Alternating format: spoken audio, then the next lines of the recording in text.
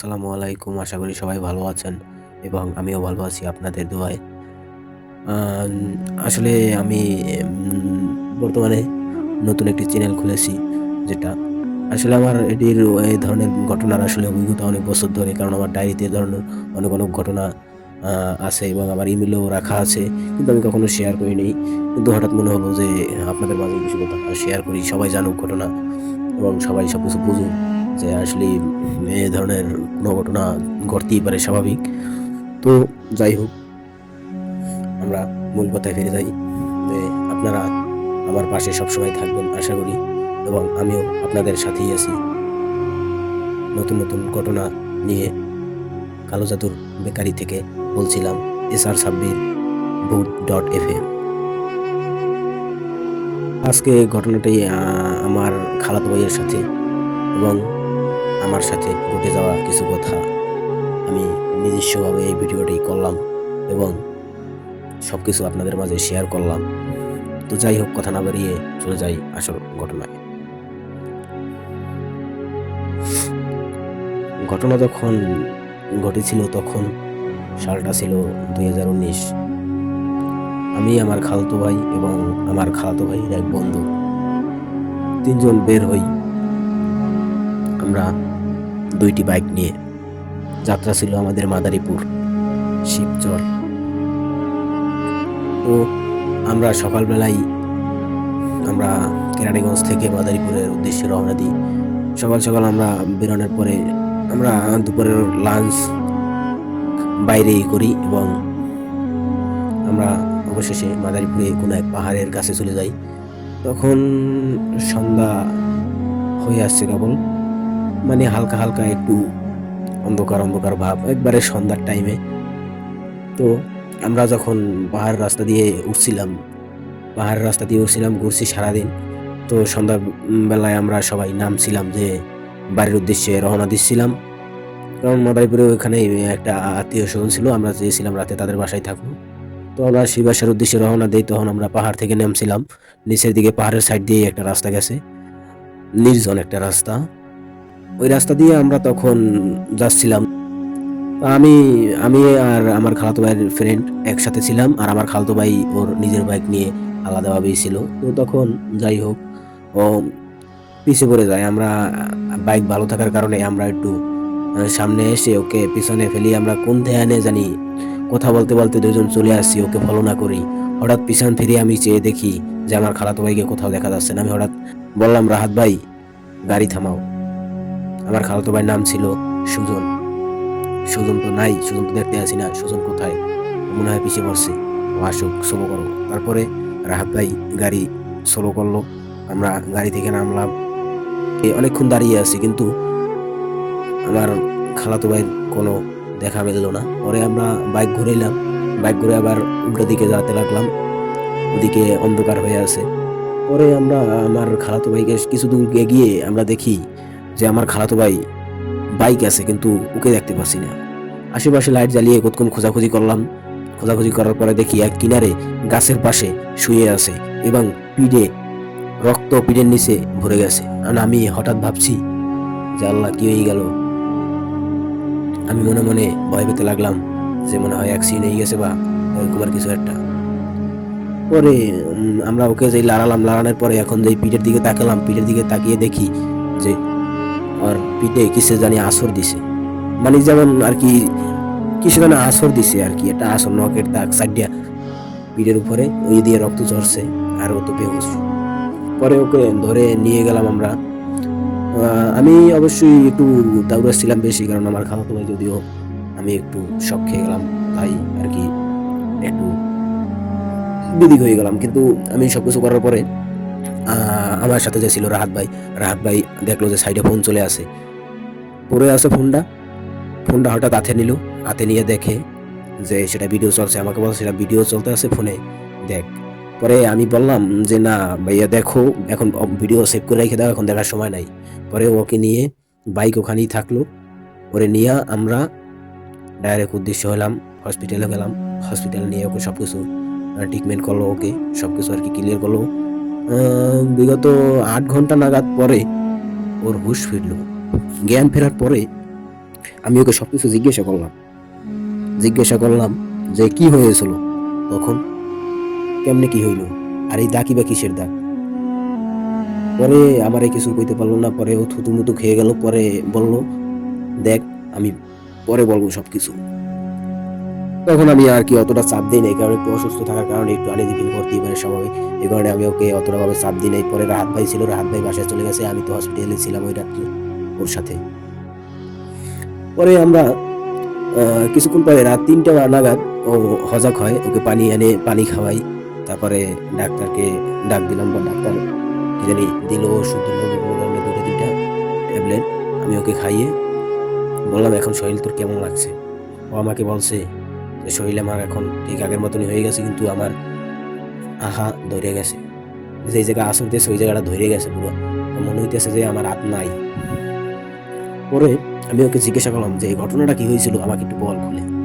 তখন আমাকে খুলে বলে এরকম এরকম, যে তোরা যখন আগে উঠে যাচ্ছিলি আমি তোকে পিছনে পড়ছিলাম, কারণ আমি আমার ফোনে ভিডিও চলতে লাগছিল, যে আমি চাইছিলাম যে তোকে একটা বাইকের ভিডিও হোক ভালোই আর কি, একটা শর্ট ফিল্ম একটা ভিডিও করা চাইছিলাম। বলার পরে আমি কই, তারপরে বললো, তারপরে আমি হঠাৎ কেমন জানি বাইকের কন্ট্রোল হারিয়ে ফেলছিলাম হঠাৎ।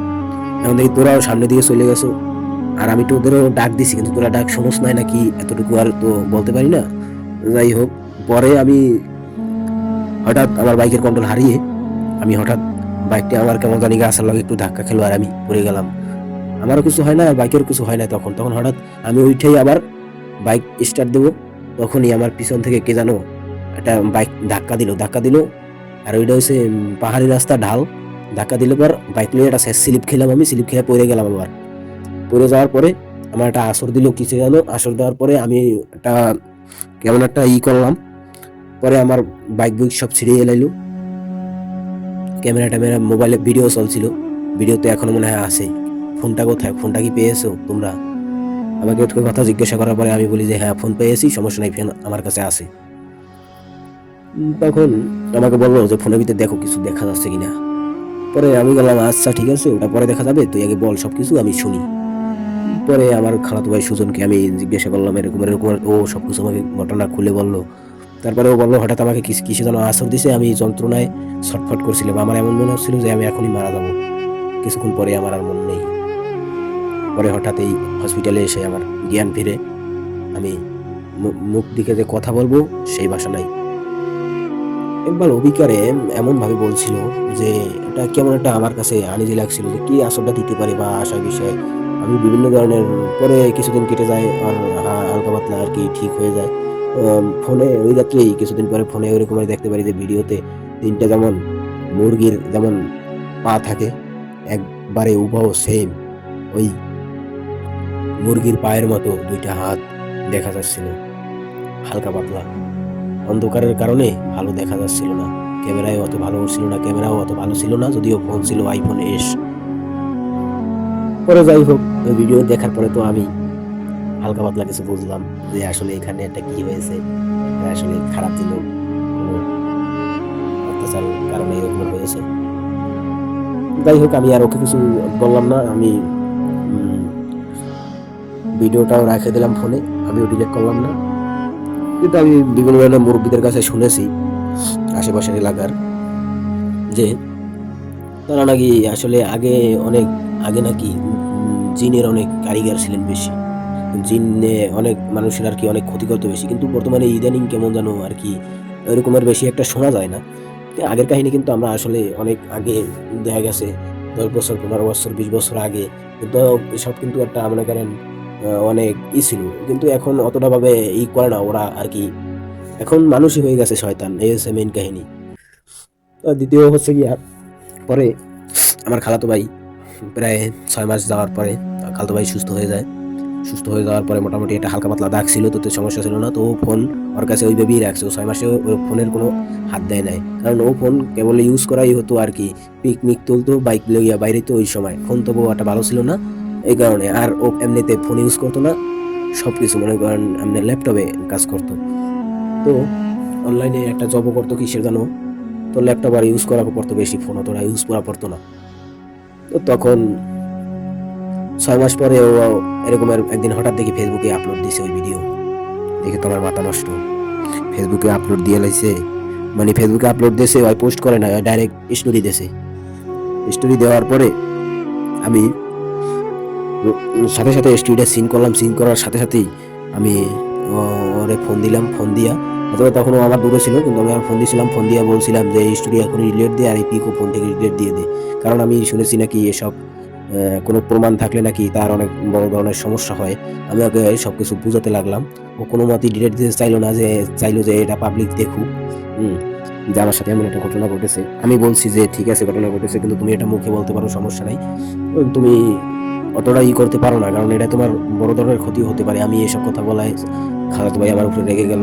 তারপর আমাকে অনেক কথাবার্তা বললো। তারপরে আমি পরের দিন সকালবেলা ওর সাথে দেখা করলাম, দেখা করে ওর ফোনটা নিলাম, অনেক জোরাজুরি করে নিয়ে আমি ফোন থেকে ওই স্টোরিটাও ডিলিট করে দিলাম। আর ফোন থেকে যে গ্যালারিতে যে পিকগুলো ছিল পিকগুলো ডিলিট করে দিলাম। ডিলিট করে দেওয়ার পরে প্রথম কিছুদিন ভালোই কাটছিল। পরে হঠাৎ মাসখানিক পরে দেখা দিল নতুন সমস্যা। ওর আম্মু, ও তখন দেশের বাড়িতে চলে যায়। দেশের বাড়িতে, আমাদের দেশের বাড়ি হচ্ছে বরিশাল। তো বরিশাল চলে যাওয়ার পরে ওর আম্মু বলছিল আমাকে ফোন দিয়ে যে কেমন যেন হয়ে গেছে, কেমন জানি ও খাওয়া দাওয়া করে না। আমি একদিন ফোন দিয়ে হঠাৎ জিজ্ঞাসা করলাম যে তুই কেন খাস না। আমি দেখি আমি আমার সাথে কথা বলে উল্টো ফুল্টা, মানে আগে যেরকম একটা কথাবার্তার ধরন পুরো চেঞ্জ হয়ে গেছে পুরা। মানে কেমন একটা কথাবার্তা বলে, আমি যেটা বলি সবসময় উল্টো উল্টো কথা বলে, তেরা তেরা কথা বলে। আমার মাথায় কাজ করতেছিল না। তারপরে ওর আম্মুর সাথে কথা বললাম। আমার খালামণি বলল যে দেখ বাবা, এরকমের ওই ঢাকা থেকে আসার পরেই কেমন জানি হয়ে যাচ্ছে, ভাত পানি খায় না, শুকাতে লাগছে, আবার কেমন দেখি যেন চোখের নিচে একটা কালি পড়ে আছে। পরে আর কি আমার খালাতো ভাই এরকমের সিচুয়েশন যাওয়ার পরে আর কি ও অনেক কিছু ফেস করছে, কিন্তু আমাদেরকে এতটা শেয়ার করে নাই। আমাকেও, আমি আর সাথে আমার সাথে ওর সাথে এতটা ভালো সম্পর্ক, কিন্তু ও আমার সাথেও শেয়ার করে নাই। পরে কিছুদিন পরে ওকে আমি জিজ্ঞাসা করলাম, ও সবকিছুর অত্যাচার সহ্য না করতে পেরে অবশেষে আমার সাথে সবকিছু শেয়ার করলো। তো আমাকে যেভাবে ও বলছে একবারে ও সেম আমি ওর মতন করেই বলছি। দেখ ভাই, আমি ওই যে ঢাকা থেকে এসেছি, আমার এত বড় সমস্যা হয়েছে।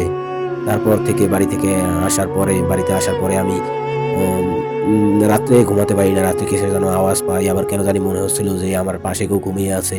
আবার হঠাৎ অনুভব করি যে লাইট মনে হয় জ্বলছে, লাইট মনে হয় বন্ধ করি নাই।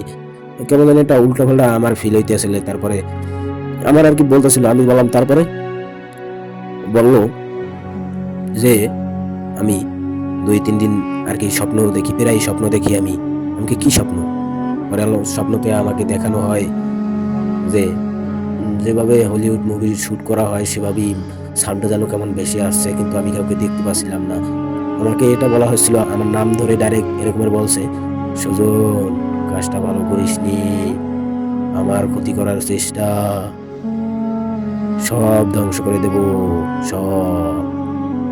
এই কথা বলার পরে কিছুক্ষণ আমি থুতুমুথু খেয়ে, কে কে তুমি, কি করেছি আমি, তোমার কি ক্ষতি করেছি, কথা জিজ্ঞাসা করতেই হঠাৎ আমার কেমন জানি ঘুম ভেঙে গেল। ঘুম ভেঙে দেখি আমি স্বপ্ন দেখছি। তখনই আমার কেমন জানি একটা অনুভব হলো। তখন আমি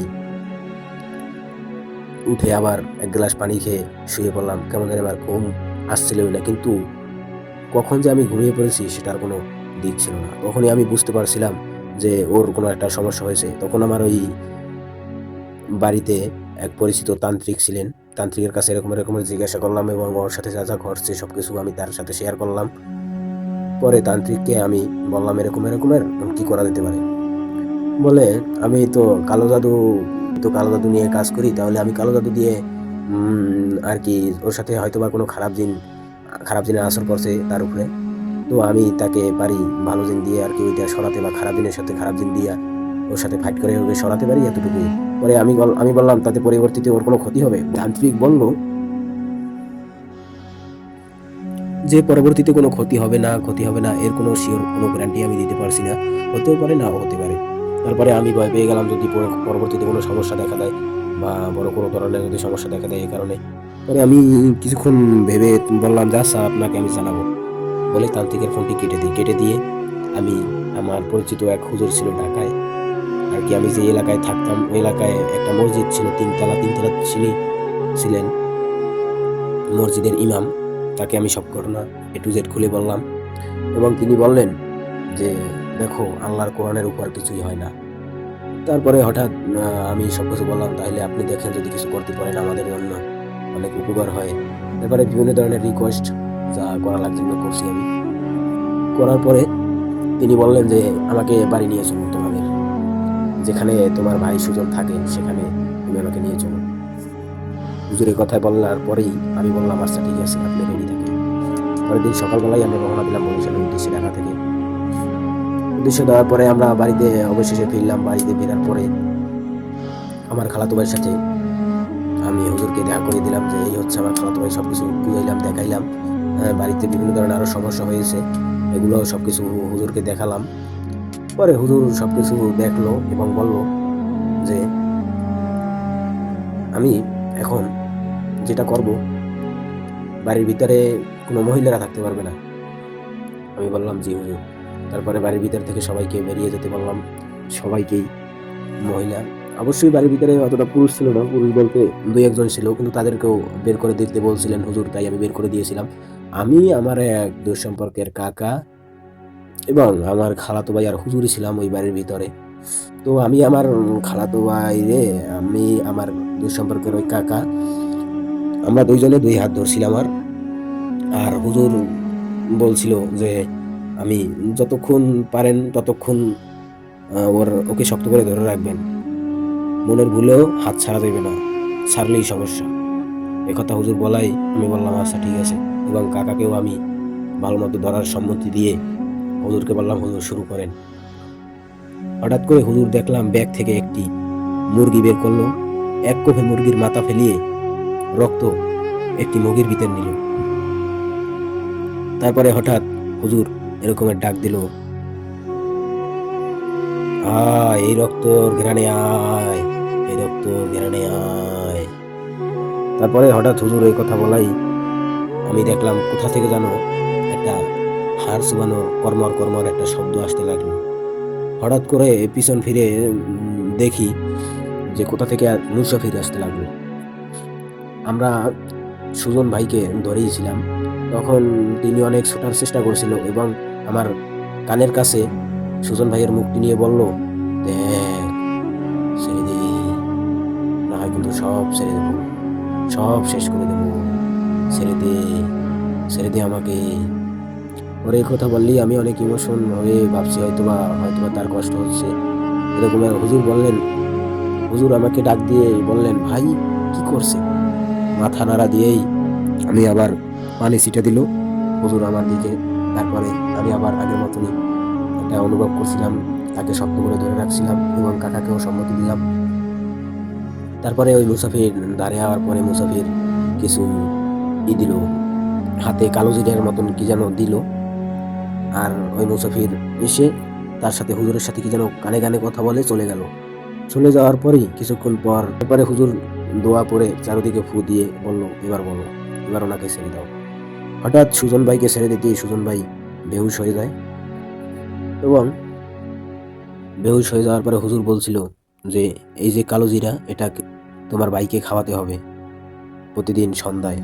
আসলে তারপরে তিনি বললেও যে এটা বেশি কিছু না, এটা হালকা পাতলা একটা জিনের আর কি। ওনার ক্ষতি করার চেষ্টা করেছিল যে জিন ওই রাস্তা থেকে আর কি তার বাচ্চা, যে ওই পাহাড়ে তোমরা কোনো এক পাহাড়ে গেছিলা ঘুরতে, সেখানে একটা ঘর আছে, সেই ঘরেই ওই থাকে ওই জিনের একটা বাচ্চা আছে।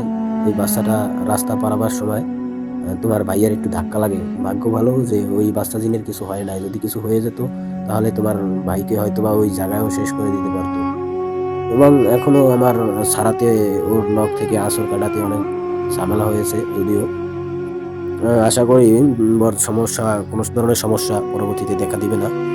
তারপরে যদি কোনো সমস্যা হয় আমাকে জানাবা, এই কথা হুজুর আমাকে বলায় আমি বললাম আচ্ছা ঠিক আছে হুজুর। তারপরে হুজুর চলে গেল।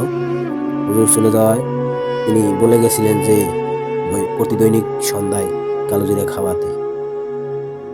তারপরে হুজুর যাওয়ার আধা ঘন্টা 1 ঘন্টা পরেই সুজনের হুঁশ ফিরে। তখন সুজনের জ্ঞান ফিরতেই আমি সুজনকে কালো জিরা এবং পানি দিলাম। সুজন চাল ভাজার মতন চিবিয়ে খেয়ে পানি ঢোক গিলতেই সবকিছু আগের মতনই। তারপরে আর কোনো সমস্যা দেখা দিল না। তারপরে দিন তেমনই কাটছে এবং এখনো ওই ধরনের কোনো সমস্যা দেখা দেয়নি। এবং আমি মনে করি যদি ওই বাচ্চা জিনের ঘটনা থেকে যেটা বুঝি যে বাচ্চা জিনটার হুজুরের কথা যেটা ছিল যে বাচ্চা জিনটার বেশ কিছু সমস্যা হয় নাই, শুধু একটু ধাক্কা লাগছিল, তাই ওকে আঁচড় দেওয়া হয়েছিল, নখের আঁচড়। আমি হয়তো ভাবছিলাম যে বড় কোনো সমস্যা হতেও পারে, কিন্তু আসলে অত বড় কোনো সমস্যা হয়েছিল না।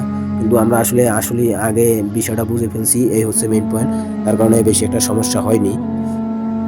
এখন আমরা যাই হোক, আমরা বলছিলাম যে এই জিনের বিষয়ে জিন যে আসলে অনেক ভয়ঙ্কর। আসলে জিন এমন আছে যে ভালো জিনও আছে, খারাপ জিনও আছে। এখন যার সাথে যেইটা ঘটে। এবং আমার খালাতো ভাই এখনো ভালোই সুস্থ আছে এবং আমিও সুস্থ আছি। আপনাদের আর কি সবকিছু বুঝালাম যে আসলে ভালো জিন খারাপ জিন আছে। তো যাই হোক, এখানেই আমি শেষ করছি।